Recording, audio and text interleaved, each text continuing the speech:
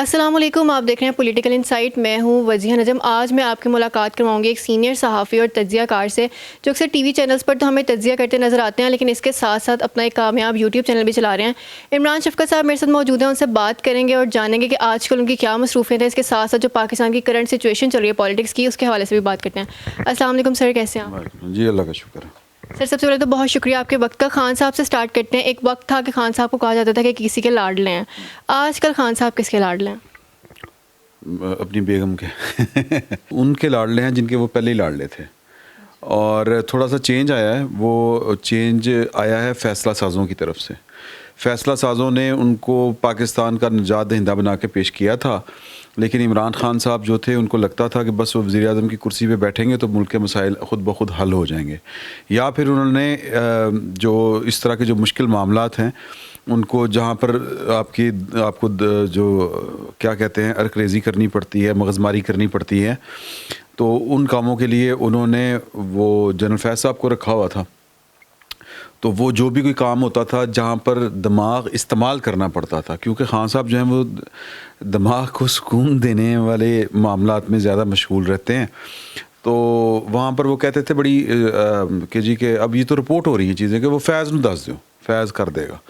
تو وہ انہوں نے 2-4 کاموں کے لیے لوگ رکھے ہوئے تھے، اور سارا جو ان کا فوکس تھا وہ تھا پروپیگنڈا کے اوپر کہ کس طرح انہوں نے. آپ یہ دیکھیں کہ اتنے انہوں نے اپنی کابینہ کے اجلاس نہیں کیے جتنے انہوں نے ترجمانوں کے اجلاس کیے. ہم نے اس سے پہلے ترجمان دیکھے ہوئے تھے کہ وزیر اعظم کا کوئی ترجمان نہیں ہوتا تھا سوائے وزیر اطلاعات کے. اب وزیر اطلاعات کے علاوہ یا پھر پارٹی کا ایک علیحدہ سے ترجمان ہوتا تھا کہ سیکٹری اطلاعات جو ہوتا تھا، لیکن انہوں نے فوج رکھی ہوئی تھی ترجمانوں کی. اور وہ ذرا یہ جو حکومت ہے شہباز شریف صاحب کی، یہ تو بیچاری بڑی وہ تھکی ہوئی گورنمنٹ ہے. اگر یہ تھوڑا سا حساب لگائے، کاغذ جو ہے وہ ان کی پڑتال کرے، تو اس میں سے وہ پتہ چلے گا کہ ترجمانوں کو پیسے کہاں سے مل رہے تھے، مراد کیا مل رہی تھیں. تو یہ ایک علیحدہ سے اسکیم ہوگا، لیکن وہ شہباز شریف صاحب کے بیچاروں کی یہ بس کی بات نہیں کہ وہ یہ والے کام کر سکے. تو بہرحال وہ سارا دن بیٹھ کے جو خبریں چھپی ہیں کہ وہ 5 بجے نکل جایا کرتے تھے ہیلی کاپٹر پہ بیٹھ کے ادھر بنی گالا. 12 بجے کے قریب وہ آتے تھے. آپ نے ان کو کبھی نماز پڑھتے دیکھا ہے عید کی؟ کوئی ادھر ادھر کی 2 نمبری تھی، وہ 2 بجے اٹھے تو وہ گھڑی پکڑی گئی.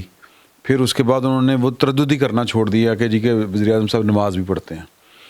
تو بہرحال یہ کہنے کا مطلب یہ ہے کہ ان کا سارے کا سارا جو فوکس تھا وہ پروپیگنڈا کے اوپر تھا. سر ایک طرف لاہور ہائی کورٹ میں حفاظتی ضمانت کی درخواست دائر کی ہوئی ہے خان صاحب نے، دوسری طرف ہم دیکھتے ہیں کہ جیل برو تحریک شروع کر رہے ہیں. لوگوں میں آج کل بڑا اس کا شعور پیدا کیا جا رہا ہے کہ جیل برو تحریک سٹارٹ ہو رہی ہے. ینگسٹرز کو اسپیشلی موٹیویٹ کیا جا رہا ہے کہ اب انہوں نے باہر نکلنا اور اب جیلوں میں جانا ہے. تو ایک طرف جیل بھرو تحریک، دوسری طرف جو جتنی سینئر لیڈرشپ ہے پی ٹی آئی کی، وہ اپنی ضمانتوں کے لیے عدالت سے رجوع کر رہی ہے.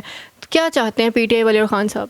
لوگوں کے بچے مروانا چاہتے ہیں. لوگوں کے بچے کہتے ہیں کہ جائیں جیلوں میں بھریں، اور پھر وہی کہ جو پاکستان کی یوتھ ہے اور دنیا بھر کی یوتھ جو ہے ماں سوائے ان ممالک کے جو اپنی نوجوان نسل کو سنبھالنا جانتے ہیں. آپ یہ خبر میں نے کہیں پہ پڑھی تھی کہ جو ناروے میں وہاں پر جو انہوں نے اپنے جو نصاب تعلیم، اس میں فیک نیوز کو کس طرح ڈی کوڈ کرنا ہے، یہ وہ اپنے بچوں کو اب سے پڑھانا شروع کر دیا انہوں نے. یہ جس دور میں ہم زندہ ہیں، یہ دور جو ہے وہ یہ ڈیجیٹل ایرا کا دور ہے، اور یہاں پر جو ہے وہ اب ایک ایسے ہتھیار ہیں لوگوں کے پاس کہ وہ بات پھیلانی ہے. یہ بڑی خطرناک چیز ہوتی ہے، یہ ڈس انفارمیشن، افواہ سازی یا فیک نیوز. اس سے لوگ جنگیں جیتتے بھی ہیں اور جنگیں ہارتے بھی ہیں. یہ پروپیگنڈا کے طور پر یوز ہوتی ہیں. تو اب یہ عام آدمی کے ہاتھ میں یہ والا ٹول آ چکا ہے. تو لہٰذا یہ قومیں کھڑی بھی اسی سے ہوں گی، اب تباہ بھی اسی سے ہوں گی. تو جو قومیں سوچتی ہیں کل کا، آنے والے وقت کا، وہ تو اب اس کو کاؤنٹر کر رہی ہیں. اور ہمارے ہاں جو ہے وہ یہاں پر نہیں کیا جا سکا، اور اتنا پروپیگنڈا وہ شدید ہے کہ عمران خان صاحب صبح کوئی بات کرتے ہیں، رات کو کوئی بات کرتے ہیں، اور جو لوگ ان کے پروپیگنڈے کا شکار ہو چکے ہیں، کیونکہ یہ پاکستان کی ریاست یا ریاستی سطح کے اوپر یہ پروپیگنڈا جو تھا یہ چلایا گیا تھا خان صاحب کا، تو وہ لوگ ان کے اوپر بلیو کرتے ہیں، وہ جو کچھ مرضی کر دیں. تیار ہو جائیں گے, وہ جیل جانے کے لیے بھی تیار ہو جائیں گے. وہ پھر بعد میں جیل میں جا کے ان کے ساتھ کیا ہوتا ہے پھر ان کو تارے نظر آئیں گے, وہ ایک بات, وہ قصہ بات کا ہے, لیکن وہ ڈیمیج تو ڈن ہو چکا ہوگا نا. تو بہرحال عمران خان صاحب کی خواہش یہ ہے کہ مصیبت جو ہے وہ ان سے کوئی 300 کلومیٹر دور رہے, اور لوگ ہیومن شیلڈ, اب یہ ہیومن شیلڈ بنا کے بیٹھے ہوئے, اس سے پہلے یہ وہاں پر بنا کے بیٹھے ہوئے تھے. تو کول و فیل میں بڑا واضح تضاد ہے. یہ جو لوگوں کو باتیں کرتے ہیں بیسیکلی وہی جرم یہ خود کر رہے ہوتے ہیں. لوگوں کو کہتے ہیں کہ جی کول و فیل میں تضاد, اچھا کہتے تھے کہ خوف کے بت توڑ دیں عام لوگوں کو, اچھا جی بڑی بات ہے. تو اپنا ان کا جو خوف کا بت ہے وہ تو ان سے نہیں ٹوٹ رہا. ایک رانا ثناء اللہ سے اتنی ان کی ٹانگیں کانپ رہی ہیں کہ جی وہ میں باہر نکلوں گا مجھے کہیں گرفتار نہ کر لیا جائے. ایک سی سی پی او کی سیاست یعنی کی مرہون منت ہے ان کی سیاست کہ وہ کسی طرح وہ آ جائے اور میری جان بخشی ہو جائے. وہ اگر آپ نے آڈیو سنی ہو, وہ محترمہ کیا نام ہے ان کا, یاسمین راشد صاحبہ, ساڑی رات ٹھیک لنگ جائے گی نا. تو یہ تو حال ہے جو وہ غلام محمود ڈوگر صاحب سے کر رہے ہیں. تو کول و فیل میں بڑا تضاد ہے, لیکن لوگ ان کی بات کے اوپر ایک طبقہ پیدا ہو چکا ہے پاکستان میں جو ان کی بات پہ یقین رکھتا ہے. اور ہو سکتا ہے کہ خان صاحب نے جیل جانا ہے, نہیں جانا چاہتے. نظر آ رہا ہے جو آپ نے بات کی کہ ایک طرف جیل بھرو تحریک کی باتیں ہیں اور دوسری طرف جو ہے وہ ضمانتوں کی درخواستیں ہیں, بلکہ خاک چھان رہے ہیں عدالتوں کی. تو یہ بڑا کول و فیل کا تضاد ہے, لیکن آنکھوں کے اوپر, عقل کے اوپر جو پردے پڑ جاتے ہیں تو وہ پڑے ہوئے ہیں. خان صاحب کا سب سے غلط فیصلہ کہہ لیں یا بے وقوفانہ فیصلہ کہہ لیں, آپ کو کیا لگتا ہے کون سا تھا جب وہ دور حکومت تھی ان کی تب بھی یا اس سے پہلے بھی, اوور آل جو ایک ڈیسیژن جنہوں نے ان کو بھی برباد کیا اور پاکستان کو بھی؟ میرا خیال ہے کہ پاکستان کی یہ سوچنا, یہ ویسے یہ آلموسٹ پاکستان کے کافی سارے لوگ جو ہیں وہ سیاستدان جو ہیں وہ اسی سوچ کے مالک ہیں, لیکن وہ ان کی یہاں پرسنٹیج کا مسئلہ ہے کہ وہ یہ تو سمجھتے ہیں کہ پاکستان میں اگر آپ نے اقتدار میں آنا ہے تو آپ کو پاکستان کی اسٹیبلشمنٹ کے ساتھ معاملات جو ہیں وہ گڑبڑ نہیں کرنے اپنے, لیکن بنا کے رکھنے میں اور ان کی ماننے میں یہ فرق ہے.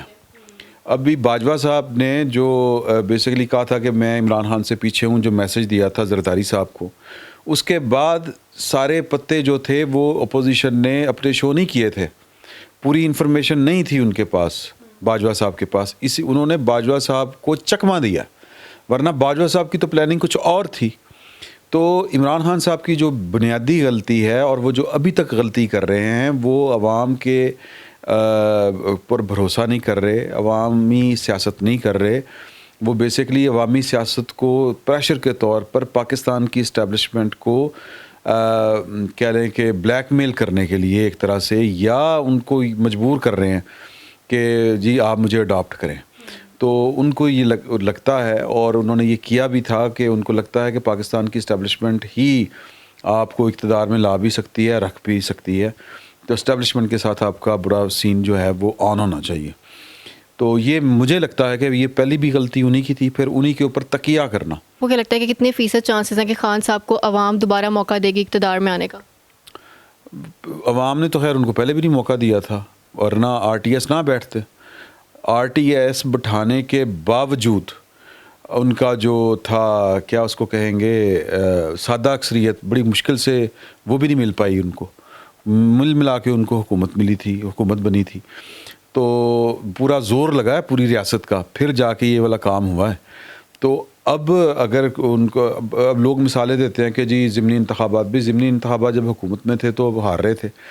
پھر مثال دیتے ہیں 17 جولائی کے انتخابات کی, ضمنی انتخابات کی. وہ اسٹریٹجی غلط تھی مسلم لیگ نون کی کہ جی کہ وہ پی ٹی آئی کے لوگوں کو ٹکٹ دیے تھے انہوں نے, پارٹی کے اندر ٹوٹ پھوٹ ہو گئی. جنہوں نے پھر اس کے بعد یہ جو 7-8 سیٹوں کے اوپر کھڑے ہوئے تھے, جنہوں نے وہاں پر ان کا ڈٹ کے مقابلہ کیا عمران خان صاحب کا, وہاں پہ ہارے ہیں, اور جہاں سے جیتے ہیں بڑے کم مارجن سے جیتے ہیں.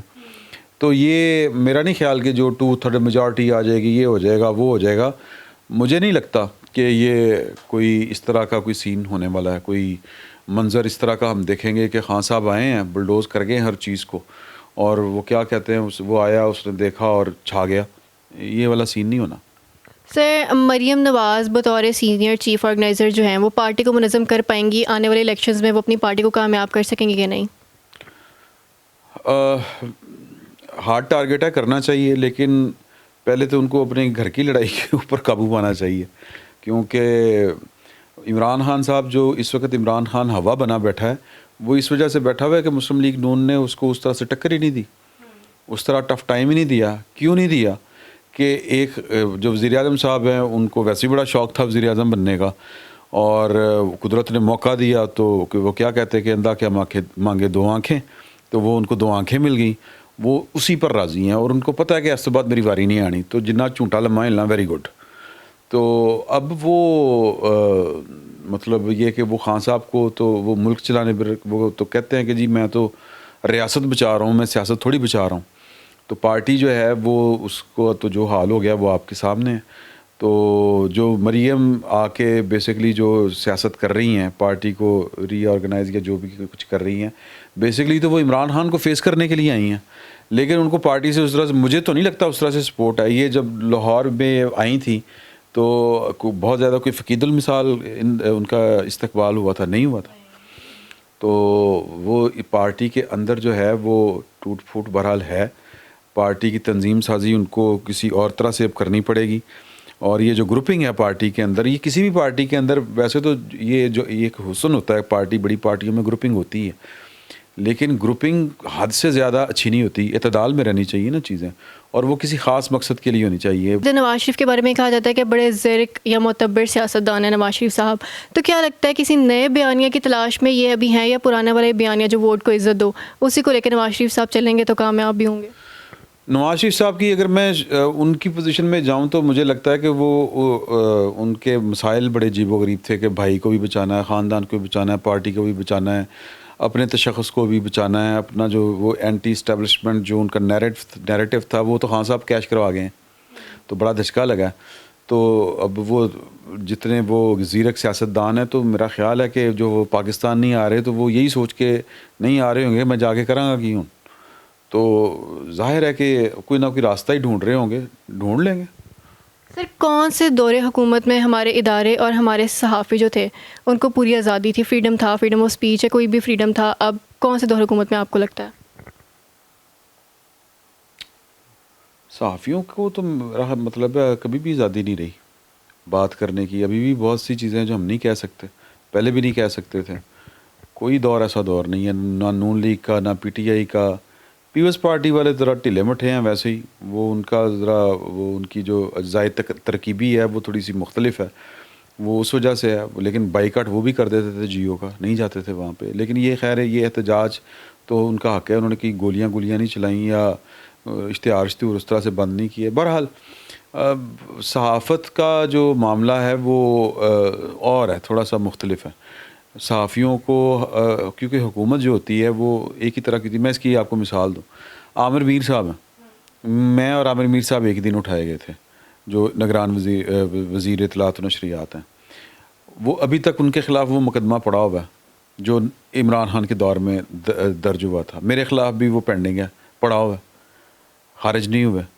اچھا کیا میرے لیے کیا فرق ہے نواز شریف یا مسلم لیگ نون کی حکومت میں یا پی ٹی آئی کی حکومت میں؟ ایک جیسے ہی ہیں.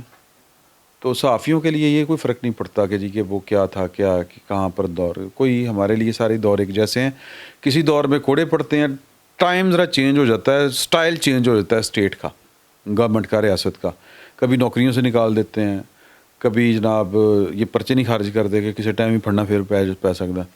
تو وہ میرا نہیں خیال کہ کبھی بھی صحافیوں کے لیے وہ ہمیشہ تگ و دو کا دور رہتا ہے، اور یہ اسی طرح ہی رہتا ہے انٹل انلیس کہ سوسائٹی جو ہے وہ کوئی اپنی شیپ جو ہے وہ چینج کر لے.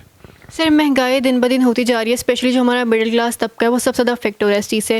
اگر پی ٹی آئی کے کسی ورکر کو اٹھا لیا جاتا ہے، کوئی جرنلسٹ جو ان کی فیور میں بات کرتا ہے ان کو اٹھا لیا جاتا ہے، لوگ سڑکوں پہ نکل آتے ہیں، پروٹیسٹ کرتے ہیں. اتنی مہنگائی ہو رہی ہے، غربت بڑھتی جا رہی ہے، اب کوئی کیوں نہیں نکل رہا باہر؟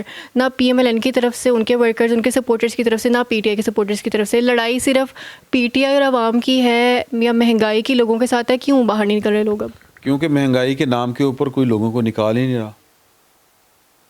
عمران خان صاحب کی ساری سیاست کیا ہے ابھی تک؟ مہنگائی کے خلاف ہے سیاست یا ہیومن رائٹس کے لیے سیاست ہے؟ وہ تو اپنے اقتدار کی سیاست کر رہے ہیں، اور بار بار ایک ہی جملہ ہے، مجھے واپس رکھو، میں نے واپس لے کے جاؤ. میں ٹائم دے رہا ہوں آصم منیر صاحب کو، سنا ہے اچھے آدمی ہیں، باجوہ کی پالیسی ترک کر دیں گے. مطلب کیا ہے کہ مجھے پھر اقتدار میں لے آئیں گے. باجوہ صاحب کو مل کے کیا کہتے تھے, حکومت توڑ دو, مجھے واپس لے کے آئیں. تو عوام کی بات جو ہے وہ نہ نون لیگ کرتی تھی اس طرح سے, نہ انہوں نے بھی عمران خان کو نکالنا تھا, نکال کے انہوں نے کیا کر لیا. پاکستان میں جو مہنگائی ہے, پاکستان میں یا کہہ لیں کہ مہنگائی, یا اس کو میں اگر سادہ کروں, عام آدمی, مہنگائی عام آدمی کا مسئلہ ہے, وہ پاکستان کے سیاستدانوں کا اس طرح سے سبجیکٹ ہے ہی نہیں, وہ ان کی ترجیح ہے ہی نہیں. عوام تو آخری ترجیحوں میں ہیں. اچھا, عوام کے لیے اگر آپ نے ترجیح دیکھنی ہے, تمہارے جو بجٹ ہوتا ہے اس میں ہیلتھ کا, ایجوکیشن کا کتنا ہے, پرسنٹیج کتنی ہے, نہ ہونے کے برابر ہے. تو اس لیے کہ عوام جو ہیں وہ ترجیح ہے ہی نہیں. ٹھیک ہے, بہت شکریہ سر آپ کے وقت کا. عمران شفقت صاحب میرے ساتھ موجود تھے, ان کی گفتگو آپ نے سنی ہے. اگلا پروگرام میں آپ سے دوبارہ ملوں گی. اپنا بہت زیادہ خیال رکھیے گا. اللہ حافظ.